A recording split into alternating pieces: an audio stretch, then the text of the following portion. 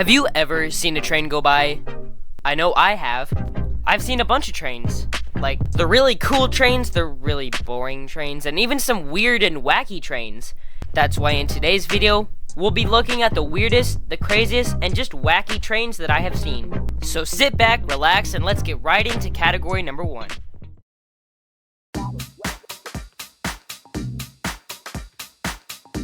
Yes, I've definitely seen a lot of weird and wacky paint schemes out there. So let's check them out and see what they look like. Oh, this is gonna be a long journey.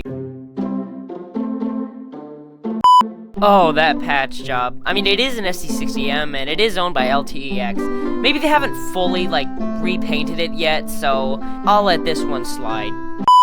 Okay, this one might be a little bit hard to get, but notice that this thing on the bottom is yellow instead of white, and normally Norfolk Southern SD70 Aces have a white platform bottom thing, so this is actually kind of a neat sight. I have no words for this. Okay, this one isn't as bad. There are letters, but honestly, did they really think this was good enough? Yeah, I love a railroad company whose name is FF.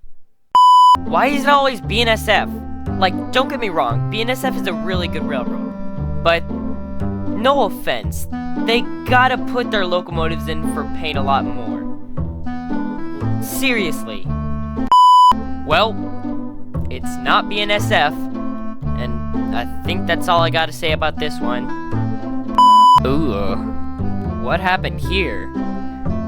The paint is literally peeling off the locomotive. Okay, yeah, we're done.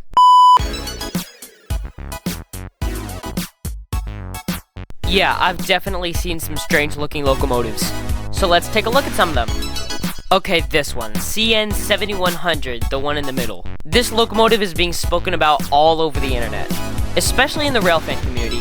Even Cal Unit Productions has made a video on this thing. I don't know much about it though. And then there's this crazy thing, with one of the longest locomotive names that I have ever seen. This thing is literally called the NZESE15BDET4L. And no, I did not write a bunch of gibberish to pretend that it's the locomotive's name. That's actually what it's called. You can even go look it up. Oh yeah, and then there's also this thing. This locomotive is actually kind of cool looking, but not from the side. It's classified as an RS1325, and I think it was built by Alco. Ew, that thing is disgusting! Who made that? Okay, now that we're back from that nightmare, let's take a look at the experimental Union Pacific GTEL locomotive. This one is number X-18, displayed at the Illinois Railway Museum. And with that, let's move on to the final category.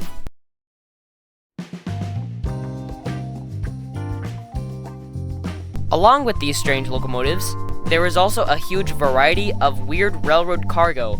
And there's also some pretty weird consists out there, so let's take a look at some of them. Starting off with this Metra rail train, and also this Union Pacific one, cause why not? Okay, what kind of cargo is this? Well, look closely and you'll see that those metal bars are actually the rails that train wheels run on. So that's how they get around. That's cool. And don't forget about these guys. What are these mysterious rusty tubes? Well, it turns out that they actually carry molten metal. Or at least I think they do. I'm not actually sure. I just watched a video of it and I thought it was cool.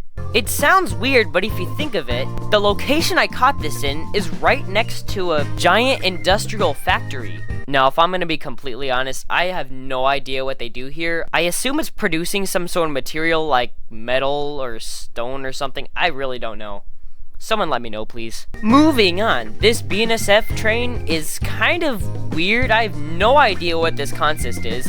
And I do know that auto racks don't really run on the BNSF racetrack, so I have no idea what's going on here. And then there's also this consist I saw on this local train at Mannheim. Why is there an intermodal in here? Intermodal containers are always on higher priority trains than this, so I am very confused. Oh yeah, and here, this power move has a boxcar on it, and power moves only contain locomotives, and they don't have any cargo or anything like that, so I'm confused again. And last but certainly not least, this Amtrak baggage car attached to the end of an Amtrak Southwest Chief. This does happen occasionally, but it is pretty uncommon. I'm glad I got to see it back in November of 2023. And with that, we have successfully blown through all of that craziness, but I did it for you guys. So if you would like to help me out, please hit the like button and subscribe to my YouTube channel down below, and don't forget to keep on railfanning. See ya!